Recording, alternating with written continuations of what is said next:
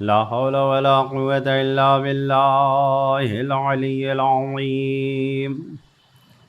أعوذ بالله من الشيطان اللعين الرجيم. بسم الله الرحمن الرحيم.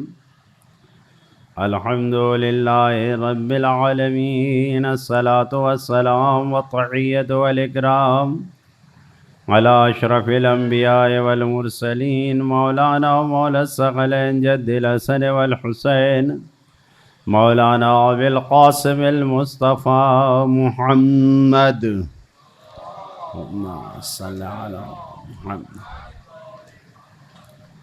والصلاة والسلام على وصيه ووزيره وسهره وصاحب لوائه وخليفته مولانا علي بن أبي طالب. اللهم صل على محمد.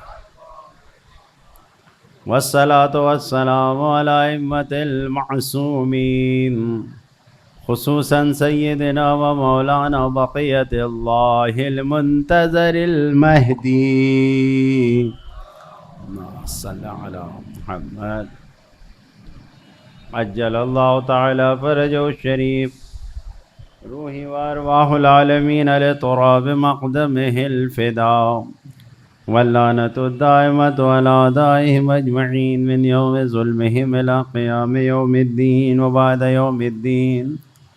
أما بعد فقد كتب مولانا الحسين عليه السلام إن تسمعوا قولي وتطيعوا أمري أهدكم إلى السبيل الرشاد. صلوات پڑھیں محمد والے.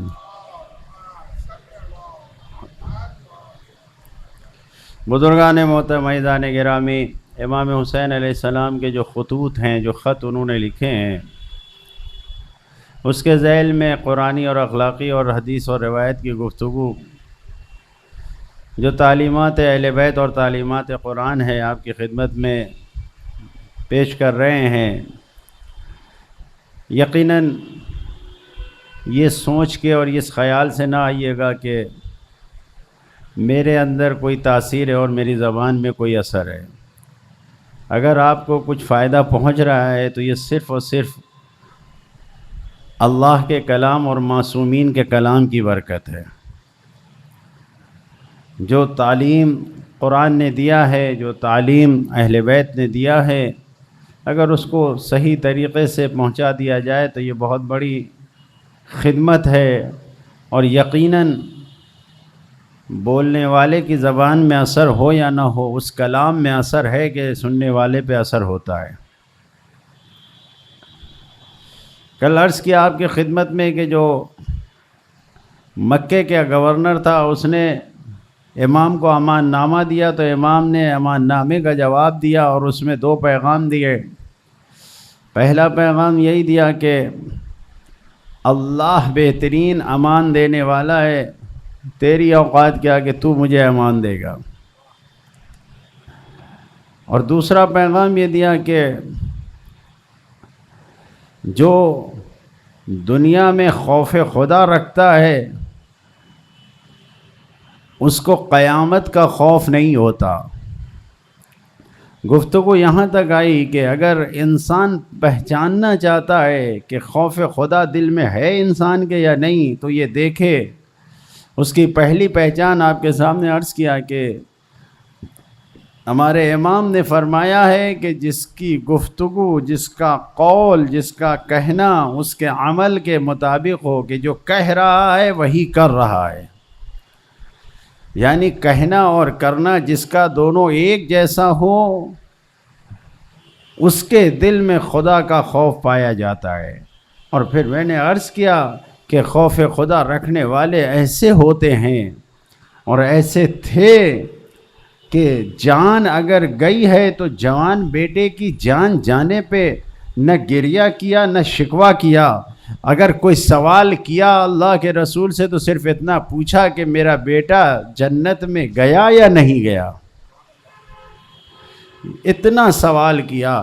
یقیناً خوف خدا جن کے دل میں ہے ان کی پہچان یہ ہے کہ وہ اللہ سے اپنے بہترین عمل کے باوجود بھی کچھ جو تمنا رکھتے ہیں، جو چاہتے ہیں، وہ یہی ہے کہ کامیاب ہو جائے. وہ یہی چاہتے ہیں کہ خدا کی مرضی حاصل ہو جائے. وہ یہ نہیں چاہتے کہ دنیا، یا آپ دیکھیں ایسے نمونے تاریخ میں موجود ہیں کہ جہاں پر یہ بات صاف صاف ظاہر ہوتی ہے. جنگ موتا کے اوپر جو جنگ موتا ہوئی ہے اس میں 3 اسلام کے بڑے کمانڈر شہید ہو گئے ہیں. جناب جعفر طیار اس میں شہید ہوئے ہیں، جناب زید ابن حارثہ اس میں شہید ہوئے ہیں، جناب عبداللہ رواحہ اس میں شہید ہوئے ہیں. تو یہ جو عبداللہ رواحہ یہ شہید ہوئے ہیں، یہ 3 کمانڈر اس میں شہید ہوئے ہیں.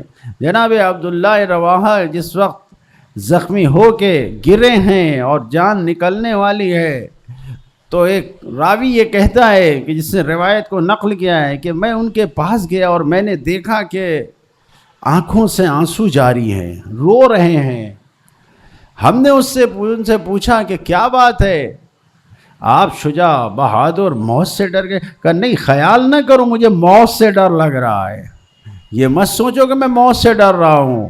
پھر کس بات کا ڈر؟ کیوں گریہ کر رہے ہیں؟ رو اس بات پہ رہ رہا ہوں کہ پتہ نہیں میری یہ خدمت برحق ہوئی یا نہیں ہوئی، کہ میں خدا کی بارگاہ میں سرخرو ہوں یا نہیں ہوں. پتہ نہیں مجھے جنت کی طرف لے جایا جائے گا یا خدا نہ کرتا مجھے اس طرف لے جایا جائے گا جو جہنمیوں کا راستہ ہے، جہاں خدا کا عذاب ہوگا، جہاں خدا پر عذاب ہو رہا ہوگا وہاں لے جایا جائے گا. مجھے نہیں معلوم کہ میں بہشتی ہوں یا نہیں ہوں. میں اس پر گریہ کر رہا ہوں، اس خطرے میں کہ کہیں ایسا تو نہیں کہ مجھے جنت کے علاوہ کسی اور طرف لے جایا جائے. تو جس کے دل میں اللہ کا خوف ہے وہ یہ دیکھ رہا ہے کہ ساری خدمتیں نبی کے ساتھ کرنے کے بعد بھی اس بات کی فکر میں ہے کہ مجھے جنت ملے گی یا نہیں ملے گی. ایک صلوات پڑھے محمد و آل محمد. توجہ فرما رہے ہیں؟ یعنی خداوند عالم ہم سے یہ نہیں چاہتا کہ ہم اس کے خوف سے اپنے آپ کو مایوس کر لیں، نا امید کر لیں. نہیں، اس کا خوف ہمارے دل میں اگر ہے تو صرف یہ سوچ کے جو اس کی شان ہے اس کی شان کے مطابق ہم زندگی گزار رہے ہیں یا نہیں. ہمیں صرف یہ سوچنا چاہیے کہ جب ہم اس کے احکام کے مطابق زندگی گزار رہے ہیں تو ہماری آخرت، ہماری عاقبت بخیر ہو رہی ہے یا نہیں، ہمیں اس کی فکر ہونی چاہیے. اگر ہم اس فکر میں ہیں کہ ہماری عاقبت بخیر ہو، ہمارا خاتمہ بخیر ہو، کہ جب ہم مریں تو حق میں مریں، تو یقین جانیے کہ انسان کی زندگی کامیاب ہے. اور اگر انسان اس سے ہٹ کے کچھ سوچ رہا ہے تو اس کی زندگی ناکام ہے، کامیاب نہیں ہے. ایک صلوات پڑھے محمد و آل محمد. بزرگان محترم عزیزان گرامی، دوسری چیز جو بیان کی گئی ہے وہ یہی ہے کہ انسان اللہ کے خوف اگر اس کے دل میں ہے تو یہ دیکھے کہ جو کچھ احکام قرآن میں بیان کیے گئے ہیں وہ اس پر عمل کر رہا ہے یا نہیں کر رہا ہے. اگر قرآنی احکام کے مطابق زندگی گزار رہا ہے تو اسے پھر فکر کرنے کی ضرورت نہیں ہے، کیونکہ کل میں نے آپ کی خدمت میں عرض کیا تھا کہ اللہ نے اپنی عزت و جلال کی قسم کھائی ہے. انشاءاللہ کہ یاد ہے نا کل کی بات کہ وعزتی و جلالی، میں نے اپنی عزت و جلال کی قسم کھائی ہے کہ میں ایک انسان کے لیے 2 عذاب یا 2 سکون نہیں رکھوں گا. تو اب اگر کوئی دنیا میں مشکلات اور سختی میں اللہ کے خاطر زندگی گزار رہا ہے تو آخرت میں خوشی ہے، اور اگر دنیا میں کوئی حکم خدا کے خلاف زندگی گزار رہا ہے تو آخرت میں بہرحال اسے رنج ہے، دنیا کا جتنا سکون اٹھا لے. قرآن نے قیامت کو یوم الفضل الاکبر کہا ہے، بہت بڑا مصیبت کا دن، یعنی انسان تصور نہیں کر سکتا، سوچ نہیں سکتا کہ کتنا بڑا یہ مصیبت کا دن ہے. لیکن سورہ نمل میں خداوند عالم نے یہ فرمایا ہے فَإِن جَاءَ بِالْحَسَنَةِ فَلَهُ خَيْرٌ مِّنْهَا وَهُمْ مِّن فَضْلٍ يَوْمَئِذٍ آمِنُونَ. اگر کوئی نیک اعمال کے ساتھ آ رہا ہے، بالحسن، اگر کوئی نیکی کے ساتھ آ رہا ہے، خدا کی بارگاہ میں اگر کوئی نیکی کے ساتھ آ رہا ہے تو فَلَهُ خَيْرٌ مِّنْهَا، تو اس کے لیے اس نیکی سے بہتر ہے، اس سے بڑھ کر ہے۔ یہ ہمارے جیسا دنیاوی مزاج رکھنے والا نہیں ہے کہ جتنا کیا ہے اتنا ہی ہے۔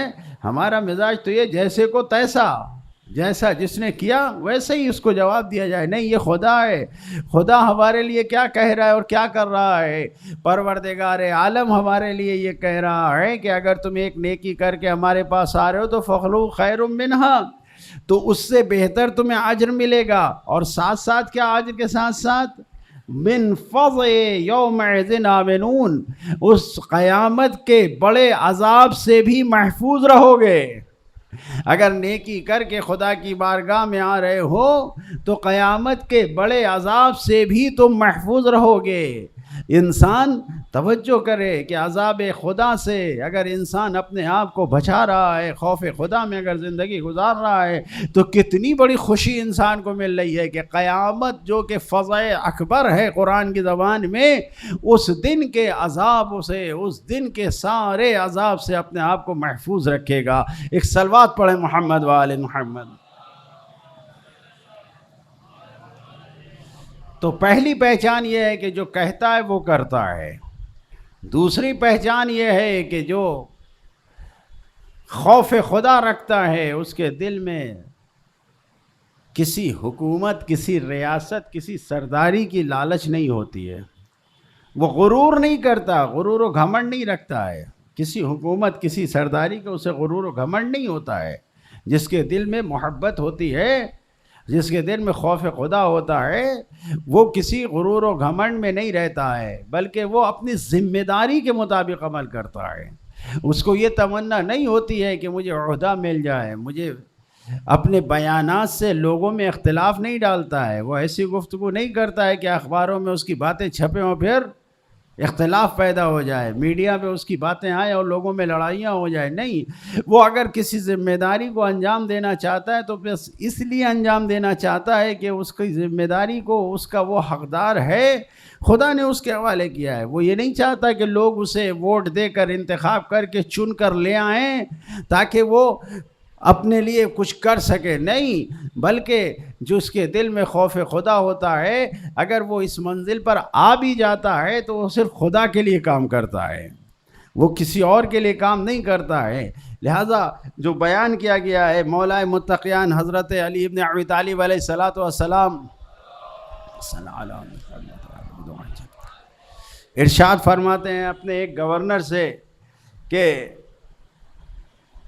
ان عملک لیس لک بطعمۃ ولکن فی عنقک امانۃ، یہ جو تم کو ذمہ داری دی ہے ہم نے، جو گورنر بنایا ہے، یہ تمہارا عہدہ، یہ تمہارے لیے لالچ نہیں ہے کہ لقمہ ہے، یہ طعمہ ہے کہ اسے تم کھا لو بس مل گیا اب جتنا ایسا ہمارا، یہ ایسا نہیں ہے، بلکہ یہ تمہاری گردن میں ایک امانت ہے، یہ عہدہ ایک امانت ہے۔ ایسا نہیں کہ تمہیں مل گیا عہدہ تو پھر تمہاری گاڑیوں پہ، یعنی اس زمانے میں جیسے کہا گیا تھا کہ گھوڑے پہ گھوڑے بدلے جا رہے ہیں، یعنی آج کے دور میں بہتر سے اونچے ماڈل کی گاڑی آ رہی ہے، کہیں ہمیں کوئی پوسٹ مل گئی، ہمیں کوئی عہدہ مل گیا، ہم کہیں کے پریزیڈنٹ بن گئے، کہیں ہو گئے تو بس لوٹ شروع ہو گئی۔ نہیں، یہ نہیں ہونا چاہیے۔ اگر تمہیں کوئی ذمہ داری دی جا رہی ہے تو اس ذمہ داری کو سوچو کہ تمہارے اندر غرور و گھمنڈ نہ آئے، تمہیں اس کی محبت نہ آئے۔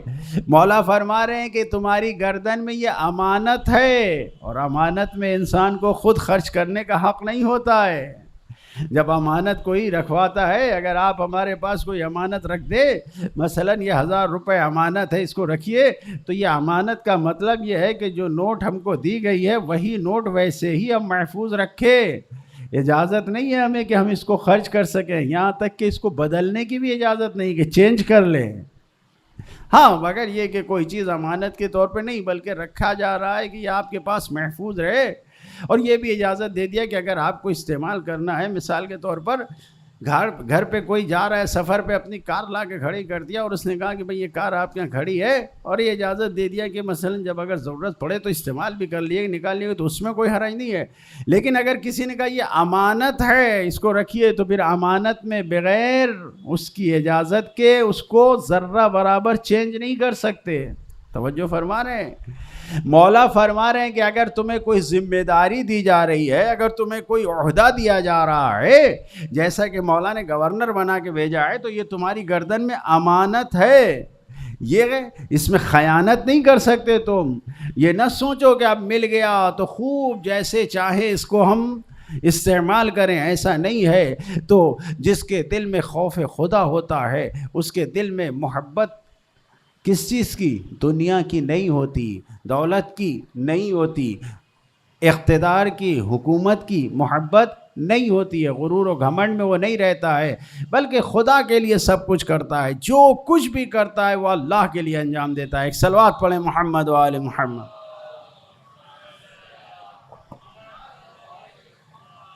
اور ایسے بندے پائے جاتے ہیں تاریخ میں، ایسی چیزیں آپ خود دیکھیے کہ جس وقت امام خمینی کو جو ایران سے نکالا گیا ہے، وہ 15 سال کے بعد، تقریباً 14 سال کے بعد ایران واپس آئے، جلا وطنی کے بعد 1979 میں۔ تو اب جب 15 سال کے بعد آئے تو ایئرپورٹ پر، پیرس کے ایئرپورٹ پر بہت سے رپورٹرز ان کو گھیرے ہوئے تھے۔ اس میں ایک رپورٹر نے ان سے پوچھا کہ آپ کو کیسا لگ رہا ہے، آپ 15 سال کے بعد جا رہے ہیں وہاں پر، اور جب آپ وہاں سے چلے تھے، یعنی آپ کو نکالا گیا تھا، آپ کو ایران سے جلا وطن کر دیا گیا تھا، نکال باہر کر دیا گیا تھا اس وقت، آج آپ جا رہے ہیں تو ہر جگہ آپ کا نام لیا جا رہا ہے۔ تو انہوں نے کیا جواب دیا؟ یہ جواب کوئی اور نہیں دے سکتا، یہ وہی دے سکتا ہے جس کے دل میں اللہ کا خوف ہے۔ کا کوئی فرق نہیں ہے 15 سال پہلے جیسے جب مجھے یہاں سے نکالا گیا تھا اس وقت میں، اور آج کے وقت میں، کہ آج پورا ایران میرا نام لے رہا ہے، لیکن مجھے کوئی فخر نہیں پڑتا، کوئی فخر نہیں ہے، میں کچھ نہیں۔ کیوں؟ اس لیے کہ میں نے اپنے لیے کچھ نہیں کیا ہے، میں نے خدا کے لیے سب کچھ کیا ہے۔ جو مجھے دینا خدا دے گا، یہ عوام نہیں دے گی کہ میں خوش ہو جاؤں کہ اتنی پبلک جو آ گئی ہے یہ سب میرا نام لے رہی ہے تو میں بہت بڑا ہو گیا۔ یعنی ذرہ برابر بھی غرور و گھمنڈ نہیں ہے۔ ایک صلوات پڑھے محمد و آل محمد۔ یہ اور کوئی نہیں دے سکتا، یہ در اہل بیت پہ جو ہے وہی دے سکتا ہے، یہ پیغام وہی دے سکتا ہے کہ مجھے خوف نہیں ہے، کم نہیں ہے۔ میں نے لفظوں میں بیان کر دیا، اگر آپ اس کو سوچیں اور غور کریں تب سمجھیں گے کہ کتنی بڑی بات ہے، کتنی بڑی بات ہے۔ ایران میں چیف جسٹس تھے آیت اللہ ڈاکٹر شہید بہشتی، کہ جنہوں نے جرمن یونیورسٹی میں، ہمبرگ یونیورسٹی سے فلسفی میں ڈاکٹریٹ کیا تھا، پی ایچ ڈی تھی، اور اس کے بعد وہ قم میں، حوزہ علم قم سے بھی انہوں نے اجتہاد کیا تھا، آیت اللہ تھے، سب کچھ تھے، جن کو شہادت کا درجہ ملا، دشمنوں نے شہید کیا۔ ان سے جب پوچھا گیا کہ آپ چیف جسٹس بن گئے، کیا نظر ہے آپ کی؟ تو کہا کہ کوئی نظر نہیں ہے، کچھ بھی نہیں ہے، میں کسی حکومت یا کسی عہدے کا دیوانہ نہیں ہوں، میں خدمت کرنے کے لیے دیوانہ ہوں، میں تو صرف خدمت کرنا چاہتا ہوں۔ مجھ سے جہاں پر میری ذمہ داری دے کے خدمت لی جائے گی میں وہاں خدمت کروں گا، مجھے کوئی فرق نہیں پڑتا کہ میں کس طریقے سے زندگی گزاروں۔ یہ کوئی اور نہیں کہہ سکتا، یہ وہی کہہ سکتا ہے کہ جو در اہل بیت پہ آئے، جس کے دل میں خوف خدا ہو۔ ایک صلوات پڑھے محمد و آل محمد۔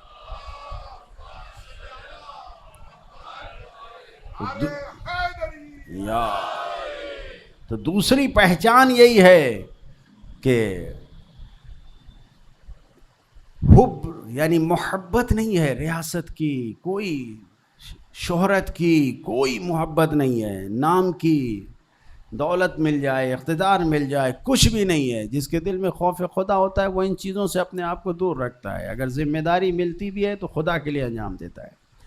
تیسری صفت جو بیان کی گئی ہے وہ یہ ہے کہ جس کے دل میں خوف خدا ہوتا ہے اس سے کسی کو کوئی ضرر اور نقصان اور تکلیف نہیں پہنچتی ہے۔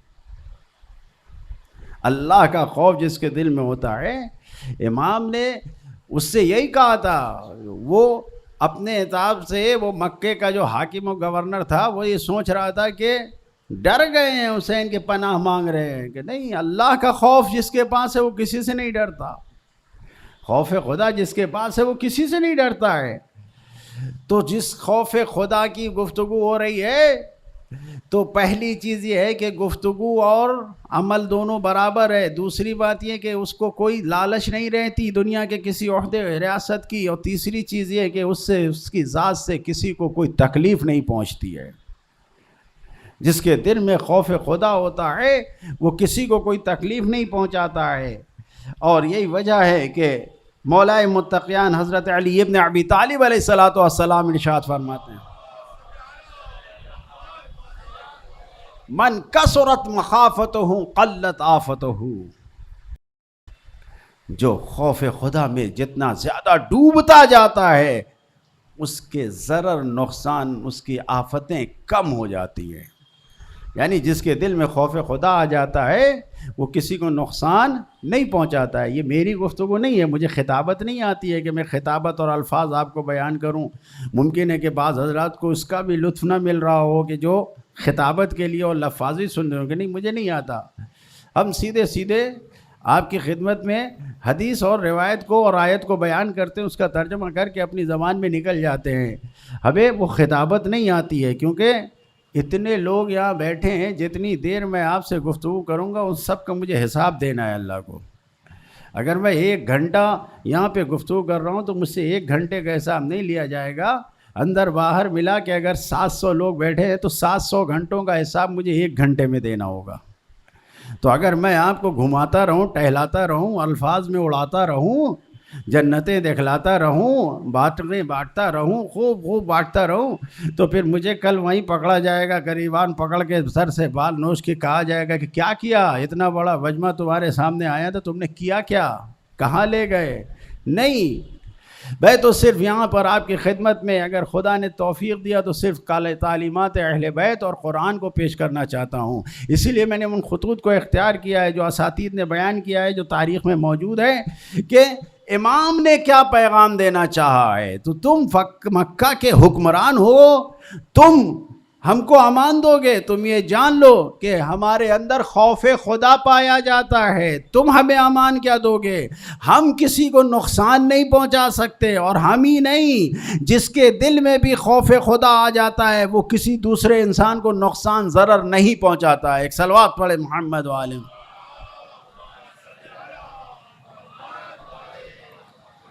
اگر یہ علامتیں کسی میں ہیں تو وہ واقعاً خدا سے ڈر رہا ہے۔ وَلِمَنْ خَافَ مَقَامَ رَبِّهِ جَنَّتَانِ، اور جو خدا کے ڈر جائے، مقام پروردگار کا خوف جس کے دل میں آ جائے، اس کے لیے 2 جنتیں ہیں۔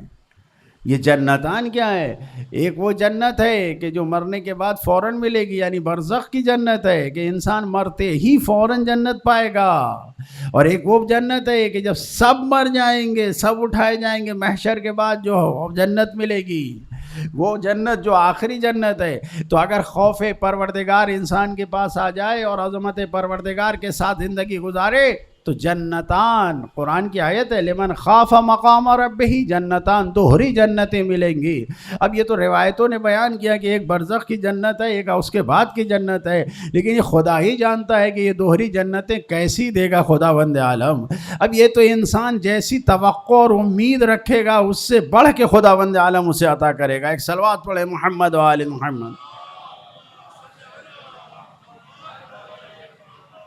2 جنت ملے گی۔ بہرحال اگر ہم نے بتایا کہ اللہ کا خوف انسان کے اندر ہونا چاہیے، تو اس خوف خدا کے علاوہ جو خوف آتا ہے، خوف خدا کے علاوہ جو خوف آتا ہے، کسی نے سوال کیا تو میں نے آج اس کے اوپر چند چیزیں دیکھی کہ ٹھیک ہے انسان اللہ سے ڈر رہا ہے، خوف خدا انسان کے اندر پایا جا رہا ہے، لیکن خوف خدا کے علاوہ بھی تو انسان اللہ سے ڈرتا ہے، لیکن پھر بھی کچھ نہ کچھ اضطراب، بے چینی، ڈر، خوف انسان کے اوپر لگا رہتا ہے۔ تو وہ کیا ہے؟ اس کو کیسے دور کیا جائے؟ اس کا علاج کیسے کیا جائے کہ جو انسان کے اوپر خوف طاری ہو جاتا ہے، جو ڈر انسان کے اوپر آ جاتا ہے، اس کو کیسے دور کیا جائے؟ تو قرآنی آیتوں میں کچھ چیزیں بیان کی گئی ہیں کہ اگر انسان ان اعمال کو انجام دے گا، ان چیزوں کو اپنائے گا، تو پھر خوف خدا دل میں رہے گا، دوسرے خوف انسان کے دل سے دور ہو جائیں گے. جو اضطراب ہے، بے چینی ہے، جو کسی انسان کا ڈر ہے، وہ سب انسان سے دور ہو جائے گا اگر انسان اس چیزوں کو انجام دے گا. لہٰذا اس حدیث کے ذیل میں کچھ باتوں کو آپ کو عرض کرنا چاہتا ہوں. سب سے پہلی چیز جو ہمارے چھٹے امام حضرت امام جعفر صادق علیہ السلام نے ارشاد فرمایا،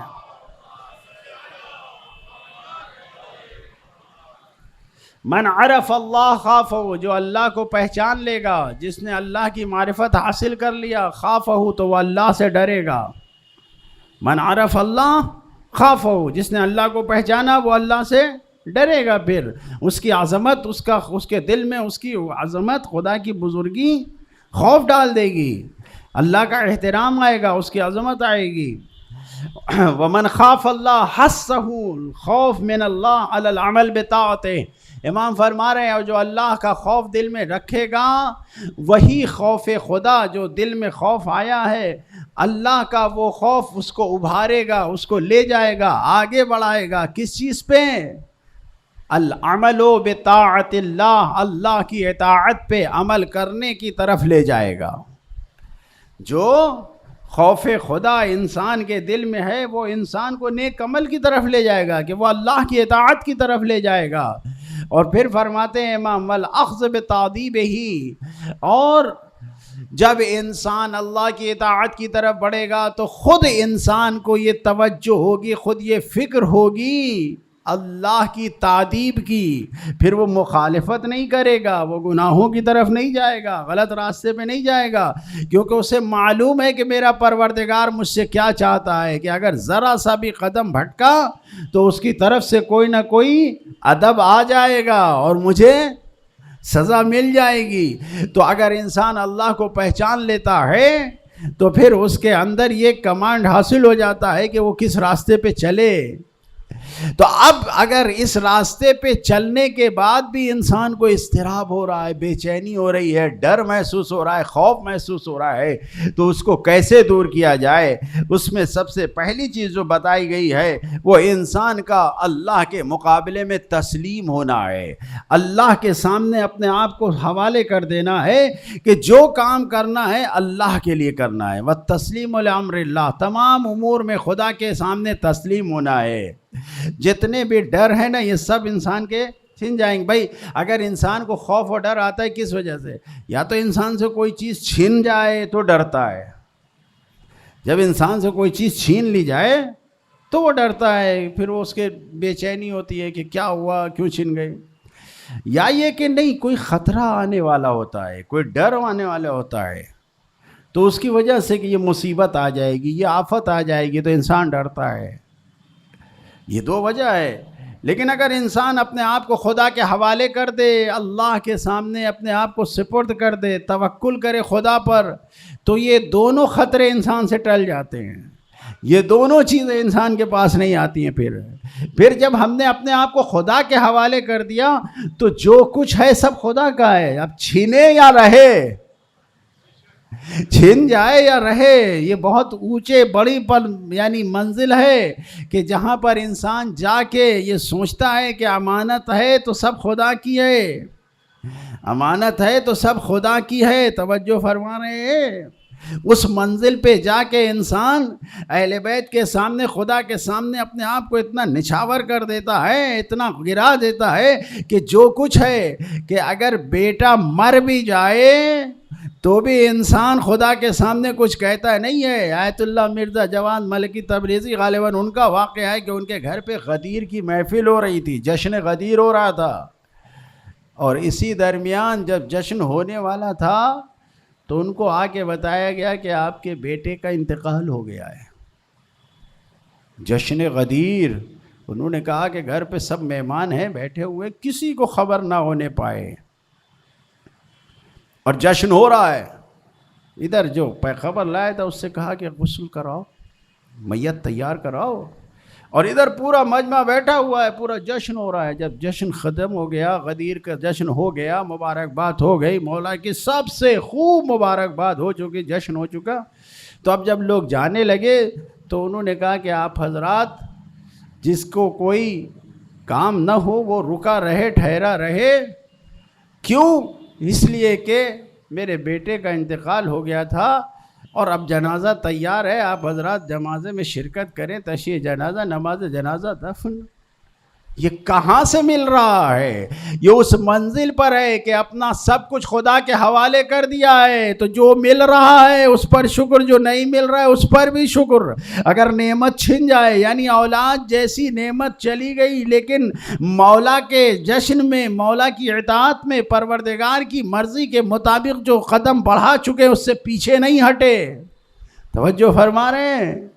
یہ منزل کہاں سے مل رہی ہے؟ یہ جب انسان نے اپنے آپ کو خدا کے حوالے کر دیا ہے، وَتَسْلِيمُ لِأَمْرِ اللَّهِ، کہ اللہ کے حوالے کر دیا ہے۔ لہذا انسان کو قرآن مجید کی اس آیت کے مطابق بلا من اسلم وجهه للہ وهو محسن فله اجر عند ربه ولا خوف علیہم ولا یحزنون، جو تسلیم پروردگار ہو جائے، جو اللہ کے سامنے اپنے آپ کو تسلیم کر دے، تو اس کے لیے اجر و ثواب تو ہے ہی، اس کے علاوہ لا خوف علیہم، پھر اس اوپر کوئی خوف نہیں طاری ہوگا، ڈرے گا نہیں۔ وہ جو اضطراب، بے چینی، ڈر آ جاتا ہے نا، وہ نہیں آئے گا۔ کیوں؟ اس لیے کہ اللہ کے حوالے کر دیا ہے۔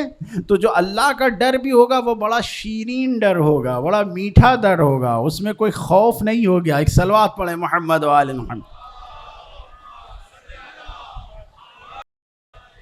تو نہ ان کو خوف ہے نہ حزن ہے۔ دوسری چیز شیطان سے دوری ہے، کہ انسان شیطان سے دور رہے۔ کیوں؟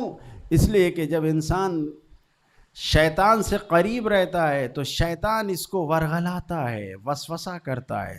یوسوس فی صدور الناس، لوگوں کے دلوں میں وسوسہ ڈالتا ہے شیطان۔ کیا وسوسہ کرتا ہے؟ کیا ورغلاتا ہے؟ کس چیز کی طرف؟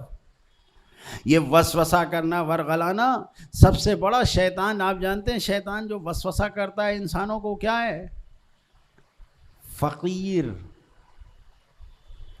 ہر انسان کے دل میں یہ خوف ڈالتا ہے کہ کہیں یہ دولت چلی نہ جائے، کہیں یہ نعمت چھن نہ جائے، یہ جو پیسہ ہے، یہ پونجی ہے، یہ چھن نہ جائے، فقیر نہ ہو جائیں ہم۔ انسان کو فقیری کی طرف ہوشیار رہو، فقیر ہو جاؤ گے، مال چھن جائے گا، دولت چلی جائے گی۔ قرآن مجید نے کہا ہے کہ شیطان تمہیں فقیری کا وعدہ دیتا ہے، اگر شیطان سے قریب رہو گے تو شیطان تمہیں فقیر بنا دے گا۔ اور جب فقیری کا ڈر، تو جب انسان کے دل میں مال چھننے کا ڈر ہو جائے، محنت کر کے کمایا ہے اور چھننے کا ڈر ہو جائے، تو پھر کیا ہوتا ہے؟ ہمیشہ ڈرا رہتا ہے، سہما رہتا ہے، پھر اس کو نیند نہیں آتی، قرار نہیں آتی، پھر نہ جانے کتنی گولیاں اور ٹیبلٹ کھانی پڑتی، پھر بھی سکون نہیں ملتا ہے۔ کیوں؟ اس لیے کہ شیطان سے دور نہیں ہے۔ لہٰذا کہا گیا ہے کہ شیطان سے دور، شیطان ہمیشہ رنجیدہ رکھتا ہے، شیطان ہمیشہ تکلیف میں۔ کبھی بھی انسان، خود قرآن مجید کی یہ آیت ہے کہ جس سے مطلب آپ کی خدمت میں عرض کیا، انما ذالکم الشیطان یخوف اولیاءہ لا فلا تخافوہم، یہ شیطان ہے، یہ شیطان ہے کہ یہ جو اس کے ساتھ رہتے ہیں، جو اس کے قریب ہوتے ہیں، یعنی جو اس کے دوست بن جاتے ہیں، انہیں ڈراتا ہے ہمیشہ۔ دوسری آیت میں شیطان یعدکم الفقر، شیطان تمہیں فقیری کا وعدہ دیتا ہے۔ یعنی وعدہ کیا مطلب؟ یعنی ذہنوں میں یہ بات بار بار ڈالتا ہے کہ فقیر ہو جاؤ گے، فقیر ہو جاؤ گے، فقیر ہو جاؤ گے۔ نتیجے میں انسان بے قرار رہتا ہے، مضطرب اور بے چین رہتا ہے۔ تو اب غور کرے، امام علیہ السلام نے اگر خوف خدا کہا ہے تو خوف خدا ہی رہے، دوسرا کوئی خوف نہ آنے پائے۔ اس خوف کو دور کرنا ہے تو شیطان سے دوری اختیار کریں۔ فلا تخافوہم، شیطان ڈرائے گا، شیطان خوف ڈلائے گا، شیطان فقیری کا ڈر ڈالے گا دل میں، تو ڈر سے ڈرو نہیں، وخافونی، مجھ سے ڈرو، ان کنتم مومنین، اگر تم صاحبان ایمان ہو۔ تو یقیناً آپ صاحبان ایمان ہیں، تو شیطان سے ڈرنے کی ضرورت نہیں ہے، بلکہ خدا سے ڈریں کہ خدا آپ کو محفوظ بھی رکھے گا، اور وہ ڈر جو شیطان ڈال رہا ہے اس سے دور بھی رکھے گا۔ ایک صلوات پڑھیں محمد و آل محمد۔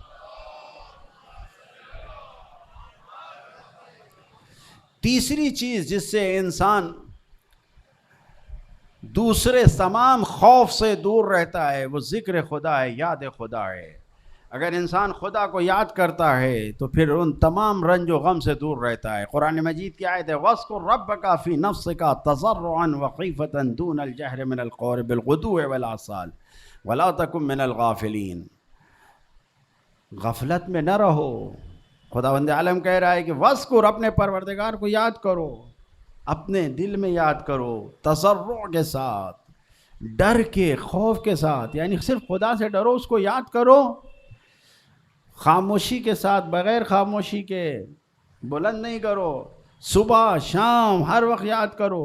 وَلَا تَكُن مِّنَ الْغَافِلِينَ، غافلین میں سے نہ ہو جانا۔ انسان کو خداوند عالم یہ کہہ رہا ہے یاد کرو۔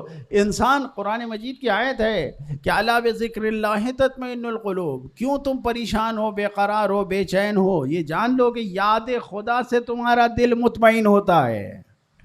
اگر یاد خدا تمہارے اندر ہے تو پھر تمہیں پریشان ہونے کی ضرورت نہیں ہے، دوسرے سارے رنج و غم خود بخود دور ہو جائیں گے اگر یاد خدا تمہارے دل میں ہے۔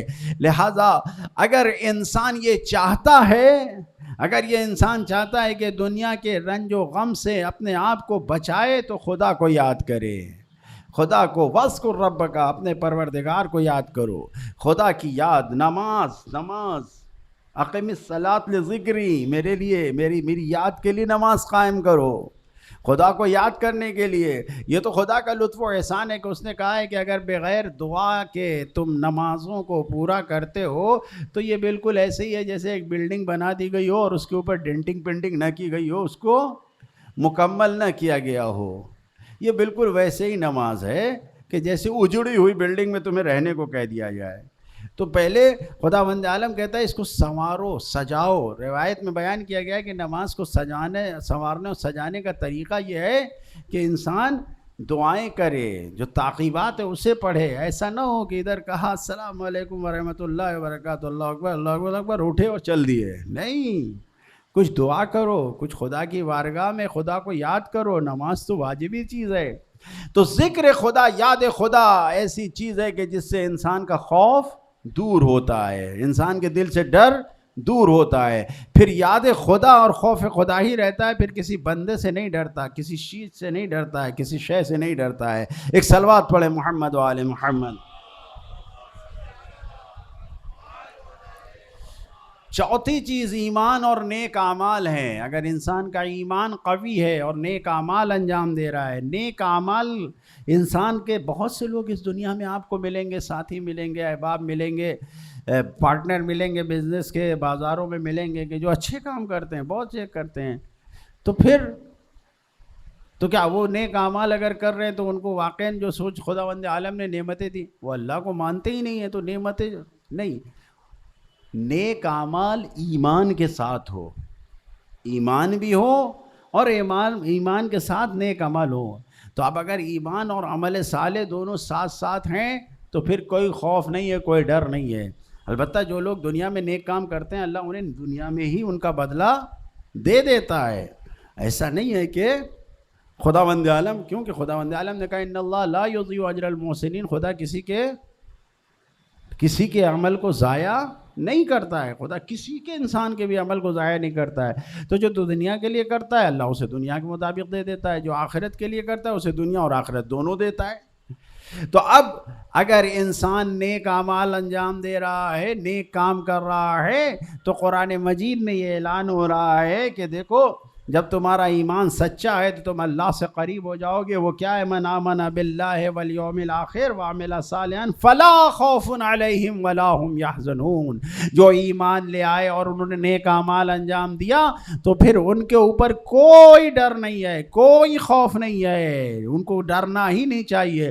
جب خدا اعلان کر رہا ہے تو آپ قرآن پہ تو ایمان رکھتے ہیں، تو جو قرآن میں کہا جا رہا ہے اس کے اوپر یقین رکھیں، پھر ڈرنے کی کیا بات ہے؟ پھر دنیا کی کسی طاقت سے نہیں ڈرنا چاہیے۔ کوئی بھی کتنا ہی بیان دیتا رہے، کوئی بھی کچھ کہتا رہے، اگر خدا کی طاقت پہ بھروسہ ہے تو پھر دنیا کی کوئی طاقت کچھ بھی نہیں بگاڑ سکتی. اس بات کو یقین سے رکھیں. اگر ان مجلسوں میں کچھ ملے یا نہ ملے، اگر یہ بات دل میں ہمارے اتر گئی کہ ہمارا بھروسہ خدا پہ قائم ہو جائے، تو پھر یہ جان لیجئے کہ خدا پہ اگر یقین اور بھروسہ قائم ہو گیا تو اب اس کی وجہ سے پھر دنیا کا کوئی انسان ہمارا کچھ نہیں بگاڑ سکتا. دنیا کی کوئی طاقت ہمیں کچھ بھی پسپا نہیں کر سکتی کہ ہمیں پیچھے کر دے. نہیں. کیوں؟ اس لیے کہ خدائی طاقت ہمارے ساتھ ہے، اور جب خدا کی طاقت ہے تو پھر کسی طاقت میں کوئی دم نہیں ہے کہ وہ انسان خدا کی طاقت کا مقابلہ کر سکے. ایک صلوات پڑھیں محمد و آل محمد.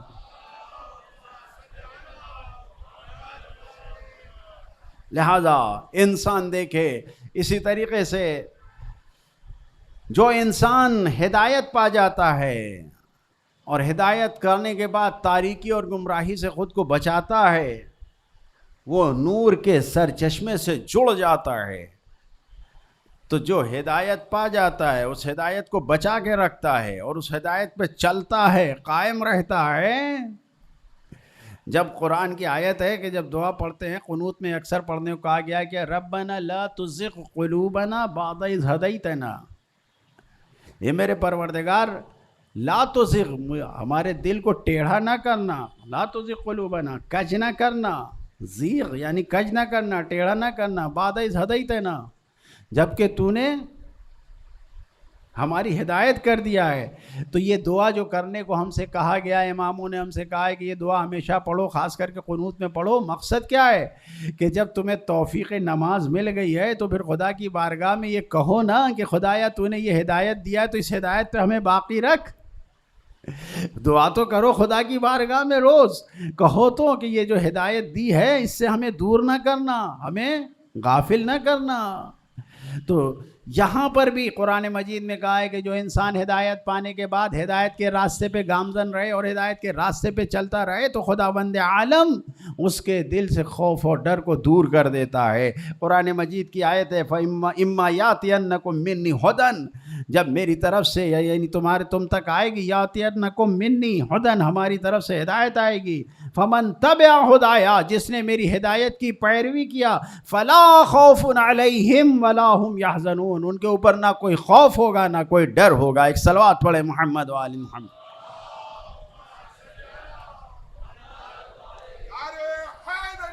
یا کوئی حزن نہیں ہوگا، کوئی خوف نہیں ہوگا، کوئی ڈر نہیں ہوگا. آخری چیز کہ جو انسان کے ڈر کو انسان سے دور کرتا ہے وہ انفاق کرنا ہے. جو اللہ نے نعمتیں دی ہیں، مومن کی پہچان یہی ہے کہ مما رزقناہم ینفقون، جو ہم نے رزق دیا اس میں سے انفاق کرتا ہے، راہ خدا میں خرچ کرتا ہے.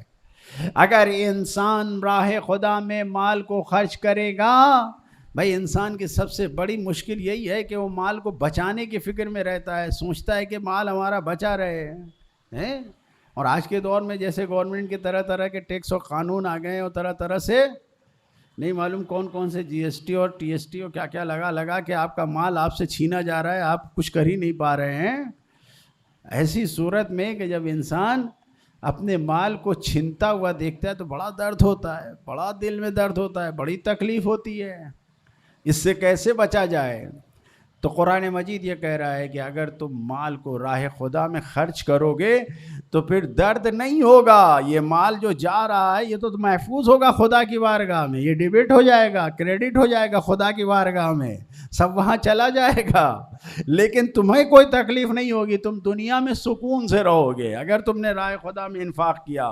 قرآن مجید میں یعنی ظاہر ہے کہ اللہ کی رحمتیں آ جاتی ہیں. الذین ینفقون فی سبیل اللہ، جو لوگ اللہ کی راہ میں خرچ کرتے ہیں، ثم لا یتبعون ما انفقوا منا ولا اذى، اور پھر خرچ کرنے کے بعد مال دے دیتے ہیں، خرچ کر دیتے ہیں، پھر اس کے بعد نہ کوئی منت رکھتے ہیں، نہ اس کے بعد کوئی اذیت و تکلیف دیتے ہیں، جملے بازی نہیں کرتے ہیں، احسان نہیں جتاتے ہیں، کہنے کے بعد دے دیا ختم ہو گئی بات، اس کو باطل نہیں کرتے ہیں. لہٰذا یہیں سے یہ فرق جان لیجئے کہ اگر کسی نے اللہ کی راہ میں خرچ بھی کیا اور اس کے بعد جملے بول رہا ہے، احسان جتا رہا ہے، بار بار کہہ رہا ہے کہ ہم نے کیا، ہم نے دیا، یہ ہم نے بنوایا، بار بار یہ جو کہا میں نے کیا، میں نے بنوایا، تو اس کا مطلب یہ کہ اللہ کی راہ میں خرچ نہیں کیا. خداوند عالم کہہ رہا ہے لا یتبعون ما انفقوا، جو چیز تنہوں نے خرچ کیا ہے اس کے بعد وہ منن ولا اذن، نہ وہ کوئی منت کوئی احسان جتاتے ہیں، نہ اذیت و تکلیف فرماتے ہیں. تو کیا ہوتا ہے؟ لہم اجرہم عند ربہم، تو ان کے اجر پروردگار کے نزدیک ہے، خوب اجر ہے، خوب ہے پروردگار کے نزدیک. اور پھر کیا ہے؟ ولا خوف علیہم ولا هم یحزنون، ان کو نہ کوئی ڈر ہے نہ کوئی حزن ہے. میں نے یہ ساری آیتیں جو آپ کی خدمت میں پیش کی، یہ 6 مورد جو آپ کی خدمت میں پیش کیے، کہ اگر انسان یاد خدا میں رہتا ہے، اگر انسان ہدایت پہ قائم رہتا ہے، اگر انسان انفاق کرتا ہے، تو یہ سب چیزیں وہ ہیں کہ جو انسان کے دل سے حزن کو دور کر دیتی ہے، خوف کو دور کر دیتی ہے. وہ جو خط میں لکھا تھا، اس نے لکھا تھا یہی تو تھا کہ ہم آپ کو جان کی امان دے رہے ہیں. یعنی وہ یہ باور کرانا چاہ رہا تھا امام کو، یہ یقین دلانا چاہ رہا تھا کہ آپ ڈریے نہیں، ہم آپ کو پناہ دے رہے ہیں. امام نے کہا ہے تو کیا مجھے پناہ دے گا، تیری پناہ سے بہتر خدا کی پناہ ہے، اور خوف صرف خوف خدا کا ہے. اور یہ جان لے کہ جو اس دنیا میں اللہ کے خوف کے ساتھ زندگی گزارے گا، وہ قیامت میں خدا کے خوف سے بچا رہے گا، خوشحال زندگی گزارے گا. ایک صلوات پڑھیں محمد و آل محمد. توجہ فرما رہے ہیں؟ یقیناً انسان کو یہ سوچنا چاہیے کہ ہمیں خوف خدا رہے اور اس کے علاوہ کوئی خوف نہ رہے. ہمارے دل میں اتنی جگہ نہیں ہے کہ دوسری باتیں، دوسری محبتیں، فضولیات آئیں. یہ دل تو اللہ کا گھر ہے، مومن کا دل خدا کا گھر ہے. فلا تسکن ہو، روایت کے الفاظ ہیں اللہ کا گھر ہے یہ، تو اللہ کے گھر میں کسی غیر کو سکونت نہ دو، کوئی اور نہ ٹھہرے اس گھر میں. یہ گھر خدا کا گھر ہے. اس گھر میں خدا کو جب آباد کر لیا تو دوسرے کو آباد نہ کرو. پھر خدا کے لیے سب کام کرنا ہے. شب جمعہ بھی ہے اور ایام عزا بھی ہے. یقیناً شب جمعہ جو بھی مولا کی زیارت کرتا ہے، خود شہزادی اس کو اپنا ہدیہ دیتی ہیں، عطا کرتی ہیں. آج مصائب پڑھے گئے ہیں، آپ نے بھی سنا ہوگا، ثانیہ زہرا کے 2 بچوں کے.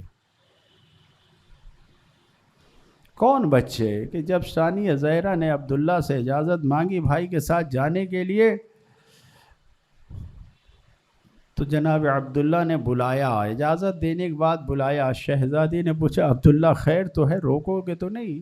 کہا نہیں، یہ دونوں شہزادوں کو اپنے ساتھ لے جائیے، یہ اون و محمد کو اپنے ساتھ لے جائیے. اور یہ کہا کہ اگر کوئی جنگ ہو جائے، کوئی وقت آ جائے تو قربان کر دیجیے گا. زینب اپنے دونوں لاڈلوں کو لے کر آ رہی ہے. کس تربیت میں؟ عباس جیسے ماموں کی تربیت میں پلنے والے یہ بچے.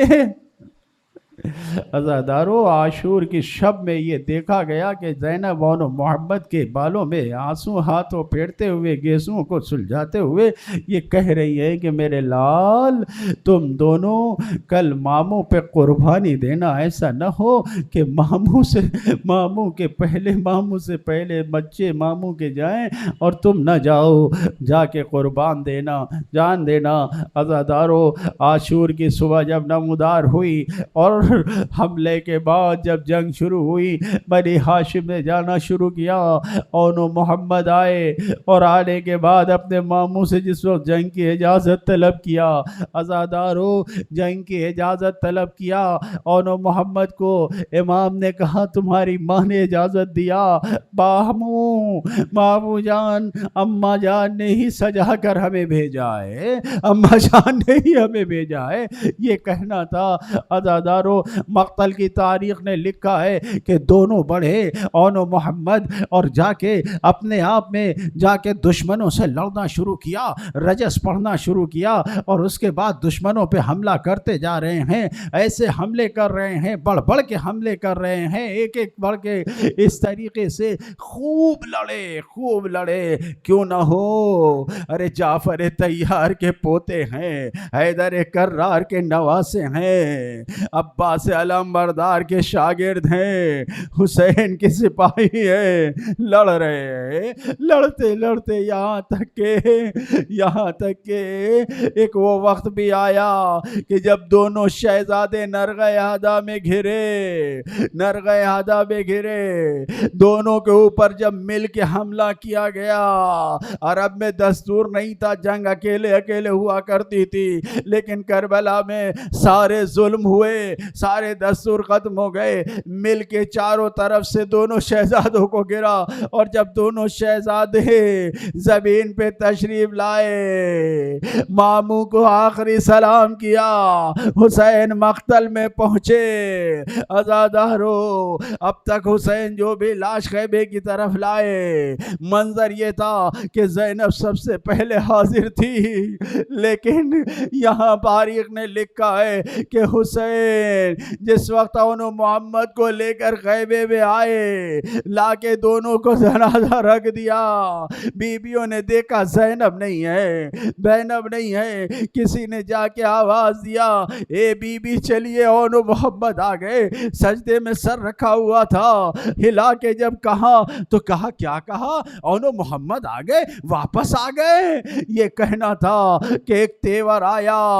ماں نے یہ کہا، اچھا تو یہ بچے واپس آ گئے، میں انہیں بخشوں گی نہیں. کہا نہیں بی بی چل کے دیکھیے، آئے نہیں ہیں، حسین لے کر آئے ہیں. عزادارو، ارے یہ وقت آیا، زینب آئی، دونوں لاڈلوں کی داشوں کے درمیان سر سجدہ خالق میں رکھ کے شکر خدا ادا کیا، آنسو نہ بہایا زینب نے. اے عزادارو، اونو محمد کا لاشا دیکھا، آنسو نہ بہایا. چل رہے ہیں. اب جب یہ قافلہ چلنے لگا تو بار بار جب بھی زینب نے دیکھا تو کبھی بھیا کے سر کو دیکھا، کبھی عباس کے سر کو دیکھا، لیکن عین محمد کے سر کی طرف نہ دیکھا. اپنے آنسوؤں کو قبضے میں رکھا. ارے جندال شام سے رہائی کے بعد جب زینب کے لاڈلوں کے سر آئے تو وہاں پر شام کی عورتوں نے کہا، کیا ان سروں کی ماں نہیں ہے؟ زینب نے یہ کہا کہ نہیں ماں ہے، لیکن میں اپنے بھیا کا ماتم کر رہی ہوں، اپنے بچوں پہ گریہ نہ کیا. لو عزادارو، ارے زینب کربلا سے نہیں روئی، اپنے بال کا ماتم نہیں کیا، یہاں تک کہ دوبارہ قافلہ مدینے سے جب کربلا آیا، جب شام سے کربلا آیا، زینب انہوں محمد کے پاس گریہ کرنے نہ گئی، اپنے بھائی کا گریہ کیا. لیکن ایک منزل وہ بھی آئی کہ جب قافلہ رہائی پا کے مدینے پہنچا، عزادارو اب جب زینب اپنے گھر میں گئی اور گھر میں جانے کے بعد اپنے بچوں کے مسلوں کو دیکھا، بستر کو دیکھا، ماں کی مامتا بھری، اے میرے لالونو محمد. اب زینب نے گریہ کرنا شروع کیا، واہ محمدہ، واہ علیہ کی آوازیں. ارے زینب نے مدینے میں اپنے گھر میں بیٹھ کے اپنے بچوں کو رونا شروع کیا. عزادارو، جناب عبداللہ آئے اور گھر میں آ کے اب جو دیکھا، آواز دیا، اے بیوی، ارے ہمارے اوپر مصیبتیں ہیں، آپ یہاں کیوں گریہ کر رہی؟ جناب عبداللہ سے جناب زینب نے کہا، اے عبداللہ، ارے میں نے اپنے بچوں کا ماتم نہ کیا، اماں کے حوالے بھیا کی عزا کر کے اب اپنے بچوں پہ رونے آئی ہوں. عبداللہ، میں کوئی اور نہیں، میں اونو محمد کی دکھیاری ماں زینب ہوں. واہ مصیبتہ. لعنت اللہ علی القوم الظالمین. سیعلم الذین ظلموا أي منقلب ينقلبون.